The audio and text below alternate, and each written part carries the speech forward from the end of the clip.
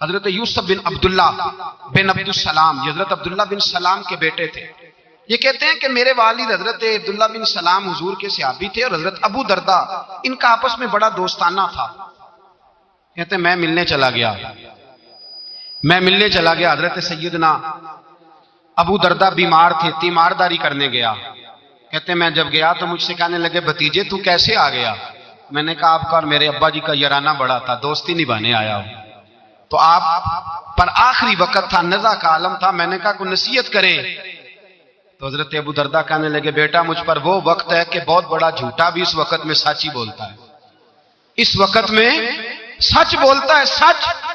آپ فرمانے لگے میں رسول اللہ کا غلام رہا ہوں، ابو بکر صدیق کا مشیر رہا ہوں، فاروق اعظم کا مشیر رہا ہوں، میں نے صحابہ کے ساتھ وقت گزارا ہے، جاتے جاتے تجھے نصیحت کر رہا ہوں، پلے سے باندھ لینا۔ حضرت یوسف بن عبداللہ بن سلام کہنے لگے حضور کہیے۔ فرمانے لگے بیٹا سجدہ کبھی نہ چھوڑنا، سجدہ نہ چھوڑنا۔ حضور کیا ملتا ہے؟ فرمایا میں نے اپنے نبی سے سنا ہے کہ بندہ رب کے سب سے زیادہ قریب اس وقت ہوتا ہے جب اس نے اپنا سر سجدے میں رکھا ہوتا ہے، اللہ کے قریب ہوتا ہے۔ کہاں ہوتا ہے؟ بول کے بتائیے، اس بات کو سمجھیے۔ فرمایا جب کسی نے سر رکھا ہو نا سجدے میں، مٹی پہ، صاف پہ، سیمٹ پہ، اس نے مسجد میں سر سجدے میں رکھا ہو تو یہ سر اس نے سجدے میں نہیں رکھا ہوا، یہ تو اس کا رب کے قریب چلا گیا سر۔ بندے کا اللہ سے قرب کہاں ہوتا ہے؟ سجدے میں۔ کس جگہ؟ اس لیے حضور نے فرمایا سجدے میں دعائیں زیادہ قبول ہوتی ہیں، سجدے میں دعائیں زیادہ قبول ہوتی ہیں۔ بندگی کی لذت، سرور، کیف، اس کے ذائقے۔ حضرت احنف بن قیس تابعی ہیں، صحابی کے شاگرد ہیں، فرماتے ہیں میں مسجد اقصی میں گیا، فلسطین میں مسجد اقصی میں، ایک شخص کو میں نے دیکھا، بڑا نورانی چہرہ اس کا، اور بڑا اس کے وجود کے اندر عجیب سی کشش، خوشبو دور تک پھیلی ہے۔ وہ بندہ نہ نماز نہیں پڑھ رہا تھا، سجدے ہی کرتا جا رہا تھا، ایک سجدہ، دوسرا سجدہ، تیسرا سجدہ، اور سجدہ کرتا تو دیر تک سجدہ کرتا، پھر سجدہ کرتا تو دیر تک۔ کہتے ہیں جب وہ فارغ ہوا تو میں نے گزارش کی، میں نے کہا بزرگوں ایک بات پوچھنے کو دل کرتا ہے۔ انہوں نے کہا پوچھو۔ کہنے لگے آپ اتنے سجدے کیوں کرتے ہیں؟ کہتے ہیں میں نے پوچھا تو بزرگوں نے رونا شروع کر دیا، اتنا روئے کہ ہچکی بد گئی۔ پھر میں نے کہا حضور میں نے کوئی غلط بات پوچھ لی، آپ تو پریشان ہو گئے۔ کہنے لگے پھر رونے لگے۔ میں نے پھر کہا حضور آپ، میں نہیں پوچھتا سوال، کرتے پھر رونے لگے۔ 3 دفعہ روئے تو کہنے لگے سنو میں رسول اللہ کا صحابی ہوں، میں نبی پاک کا، میں نے اپنے حبیب سے سنا ہے کہ جب کوئی بندہ رب کو ایک سجدہ کرتا ہے تو اللہ اس کے گناہ معاف کرتا ہے، ایک سجدہ کرتا ہے تو اللہ کیا کرتا ہے؟ بولیے، اللہ گناہ بھی معاف کرتا ہے، رب اسے نیکی بھی عطا کرتا ہے، اور اپنی بارگاہ میں اس کا درجہ بھی بلند فرماتا ہے۔ ایک سجدہ اور 3 فائدے، گناہ بھی معاف ہوئے، نیکی بھی ملی، اور درجہ بھی بلند ہوا۔ کہتا یہ کہہ کہ بزرگ پھر رونے لگے۔ جب وہ خاموش ہوئے میں نے کہا حضور اگر ناراض نہ ہوں تو مجھ پر تو کیفیت ہی عجیب طاری ہو گئی ہے، آپ کے اس رنگ نے میرا بھی رنگ بدل دیا ہے، پوچھ سکتا ہوں آپ کون ہیں؟ پوچھ سکتا ہوں آپ کون ہیں؟ کہتے جب میں نے سوال کیا تو انہوں نے پھر آنسو پوچھے، کہنے لگے میں رسول اللہ کا نوکر ابو ذر غفاری ہوں، میں ابو ذر غفاری ہوں، میں اپنی زندگی سجدے میں بتانا چاہتا ہوں، میں وقت اللہ کے حضور سجدہ کر۔ حضرت عمر فاروق رضی اللہ تعالیٰ عنہ نکلے عید کا خطبہ دینے کے لیے، تو بیوی سے کہنے لگے جوتا، اس نے کہا صاحب اتنی دفعہ ٹوٹا ہے اب گانٹھا نہیں جا سکتا، اتنی دفعہ ٹوٹا ہے کہ اب دوبارہ پیمند نہیں لگ سکتے۔ تو حضرت عمر کہنے لگے چل کوئی حرج نہیں ہے، بغیر جوتے کے ننگے پیر ہی چلتے ہیں، کوئی حرج نہیں۔ تو کہنے لگے لوگ کیا کہیں گے؟ فرمایا چپ کر، لوگ جس دن عمر نے یہ دیکھ لیا نا لوگ اس کے بارے میں کیا کہتے ہیں، اس دن عمر نہیں رہے گا۔ تو کہا پھر آپ کا نظریہ کیا ہے؟ فرمایا میرا نظریہ یہ ہے کہ رب رسول میرے بارے میں کیا کہتے ہیں، لوگوں کا کیا ہے؟ لوگ کل کسی کے بارے میں کچھ کہتے ہیں اور پرسوں کچھ کہتے ہیں، میرا نظریہ یہ ہے کہ رب رسول میرے بارے میں ننگے پیر عمر جا رہے ہیں۔ کون جی؟ میں بڑا ماڑا۔ اچھا جناب کیا غربت ہے؟ 10 قسم کے جوڑے لٹکے ہوئے ہیں کمرے میں، اور پہننے کی فرصت نہیں، سویرے کیا پہننا ہے، شام کیا پہننا ہے، 15 سوٹ کٹھے استری ہو کے لانڈری والا بھیج رہا ہے، اور تو غریب ہے، تو بہت بڑا غریب ہے۔ اس لیے کہ غربت پیسوں کی وجہ سے نہیں ہوتی، غربت تو دل کی ہوتی ہے۔ تو واقعی بڑا غریب ہے اور تو غریب ہی رہے گا۔ امیر تو عمر فاروق تھے، عمر فاروق تھے جو ننگے پاؤں چلے گئے عید کی نماز پڑھانے، تو رستے میں جو ملا کہنے لگا عمر جوتا تو پہن لو۔ فرمایا تمہیں عمر کا جوتا نہ پہننے کا نقص تو نظر آیا ہے، کوئی حرج نہیں، اگر عمر کو کبھی بتانا ہوا تو وہ والا نقص بتانا جو عمر کی سیرت میں پیدا ہو، کردار میں پیدا ہو، وہ والا نقص بتانا، یہ چھوڑو جوتے آتے جاتے رہتے۔ ننگے پاؤں گئے۔ ہمارے ہاں میں نے اس دن بھی کہا تھا، ہمارے ہاں لوگوں نے بہانہ بنا لیا ہے حضور بخشوا دیں گے، محفل نعت 6 گھنٹے کی، نماز 5 منٹ کی، حضور بخشوا دیں گے۔ سنو نا، جنہیں حضور بخشوا رہے ہیں حضور انہیں بتا کیا رہے ہیں، حضور انہیں بتا کیا رہے ہیں؟ اللہ اکبر، کیا انداز ہے۔ حضرت ربیعہ بن کعب کہتے ہیں میں حضور کو وضو کرایا کرتا تھا، بخاری مسلم۔ ایک دن حضور نے فرمایا سل یا ربیعہ، ربیعہ کچھ مانگ لو۔ تو کہتے ہیں میں نے مانگا تو پھر میں نے بھی وہ چیز مانگی جو سب سے قیمتی تھی۔ میں نے کہا حضور جنت میں وہ والا مکان چاہیے جس کی دیوار کے دوسری جانب آپ کا حجرہ انور ہو، جس کی دوسری سائڈ پہ آپ کا گھر ہو، تو اڈی میری کاند سانجی ہو گئی، وہ والا مکان چاہیے۔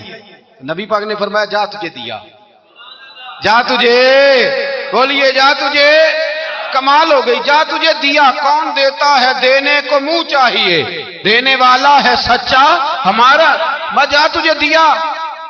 ایک میری بات یاد رکھنا، حضور کیا فرمایا؟ اپنی زندگی میں سجدے زیادہ کرنا۔ کیا زیادہ کرنا؟ چلو سارے بولے ایک دفعہ، کیا کرا؟ کیا زیادہ کرنے؟ تو حضور بھی فرماتے ہیں میرا جنت میں پڑوسی وہ ہوگا جو سجدے زیادہ کر کے آئے گا۔ تو میرے بھائی اگر تو سجدہ ہی نہیں کرتا، تو اس لذت سے ہی ناشنا ہے، نماز جلدی کی، باقی سارے کام لیٹ کے، مسجدوں میں بیٹھے ہیں لوگ، خوش گپیاں چل رہی ہیں، بڑے بڑی لمبی، نماز کا وقت آیا تو چھوٹی ہو گئی، فٹافٹ کرو۔ نماز، عبادت، ریاضت، یہ تو بندے کو اللہ کے قریب۔ حضرت عبداللہ بن جعفر، حضرت جعفر طیار کے بیٹے تھے، نبی پاک کی پھوپھی کے بیٹے تھے حضرت زبیر بن عوام رضی اللہ تعالیٰ، وہ انتقال کر گئے۔ ان کا جب وصال ہوا تو 10 لاکھ دینار کا قرضہ تھا ان پر، اور جو زمین انہوں نے چھوڑی وہ زمین بنجر تھی۔ لو سن لے، جن پر قرضہ چڑھا ہوا ہے وہ نسخہ بھی سن لے، جن پہ قرضے ہیں نا، جو تنگ دست ہیں، جو روز رکے بھیجتے ہیں دعاؤں کے کہ بڑی پریشانیاں بڑی پریشانیاں، وہ وظیفہ سنیں، وہ وظیفہ سنیں۔ ہمارے زمانے میں وظیفے لینے کا رواج نہیں، تویز لینے کا رواج ہے۔ لینا چاہیے، تویز بری چیز نہیں، اچھی چیز ہے، لیکن زیادہ کام برکت والا کیا ہے؟ اللہ اللہ کرنا۔ کیا کام ہے؟ سجدہ کرنا برکت والا کام ہے۔ حضرت عبداللہ بن جعفر طیار کہتے ہیں میں نے قرضہ لینا تھا زبیر بن عوام سے، وہ وصال کر گئے، میں ان کے بیٹے کے پاس گیا، عبداللہ بن زبیر کے پاس۔ میں نے کہا پیسے لینے تھے، کہا بالکل لینے ہیں، میرے ابا جی مجھے وصیت کر کے گئے، لکھ کے گئے کہ یہ پیسے دینے، اور وہ یہ لکھ کے گئے ہیں، میں زندگی بھر کوشش کرتا رہا ہوں، ادا نہیں ہو سکے، بیٹا تیری ذمہ داری ہے میرے قرضے ادا کرنا۔ عبداللہ بن زبیر رضی اللہ تعالیٰ عنہ کہنے لگے میں انشاءاللہ آپ کی رقم دے دوں گا۔ تو عبداللہ بن جعفر طیار کہنے لگے بھائی ہم دونوں آپس میں ہیں، کوئی شے نہیں چھوڑ کے گئے آپ کے ابا جی، کوئی چیز نہیں، توجہ ہے میری بات پر؟ یہ صحابہ کا ذرا انداز دیکھیے گا بندگی کا، کوئی چیز نہیں چھوڑی۔ حضرت زبیر بن عوام کہنے لگے ایک زمین کا ٹکڑا ہے وہ بھی بنجر ہے، اس میں بھی کوئی کھیتی نہیں اگتی، سبزہ نہیں ہوتا، بنجر ہے، پانی کوئی نہیں، اور وہ اتنی خشک ریتلی زمین ہے کہ بڑا مشکل کام ہے وہاں سیراب کرنا، بے آباد زمین ہے۔ حضرت سیدنا عبداللہ بن جعفر کہنے لگے تو اس طرح کر، وہ مجھے ساری نہ دے، اس میں سے تھوڑی سی مجھے دے دے، میں 10 لاکھ دینار کے عوض وہی رکھ لیتا، تیرے باپ کا قرضہ ادا ہو گیا، دے تو صحیح۔ انہوں نے کہا کیا کریں گے، وہ تو کسی کام کی نہیں، چند کوڑیوں کی بھی نہیں، پر میں مجھے دے دو، میں جانوں اور میرا کام جانے۔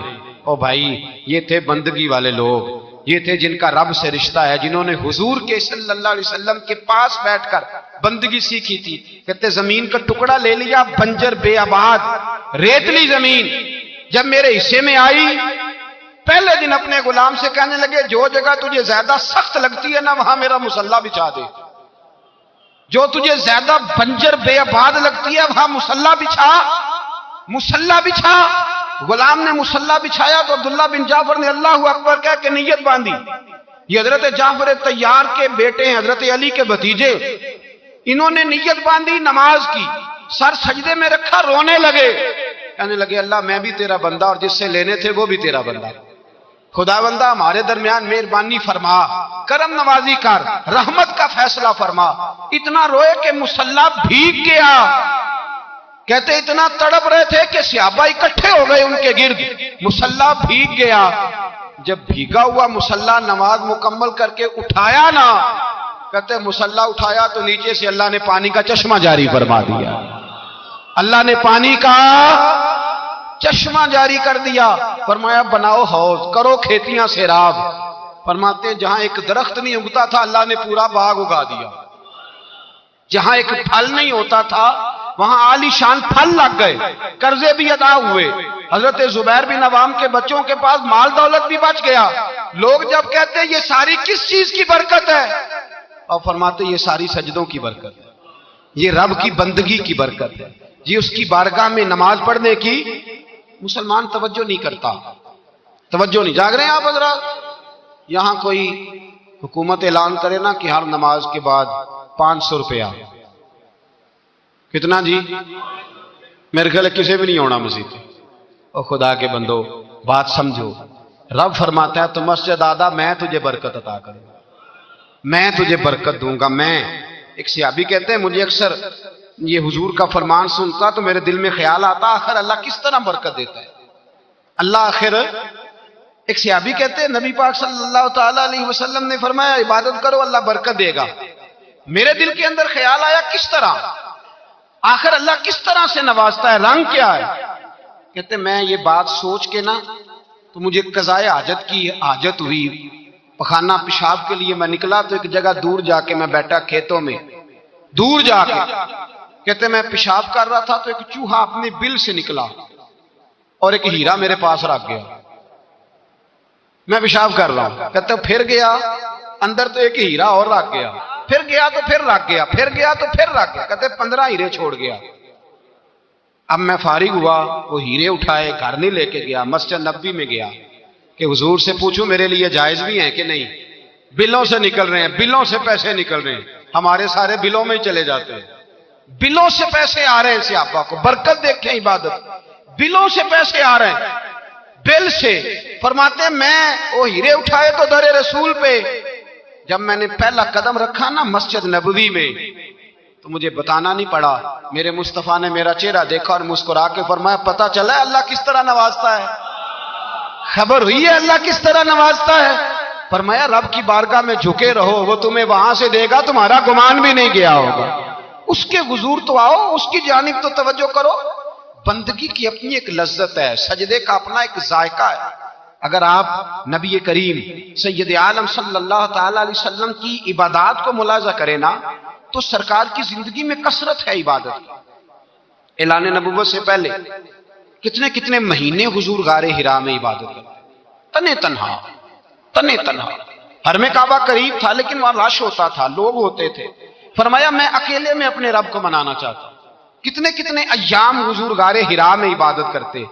پھر صحابہ کرام علیہم رضوان فرماتے ہیں کہ مدینہ منورہ میں حضور کا یہ رنگ ہوتا، اتنے لمبے سجدے کرتے کہ لگتا روح مبارک کی پرواز کر گئی، اتنے لمبے سجدے کرتے.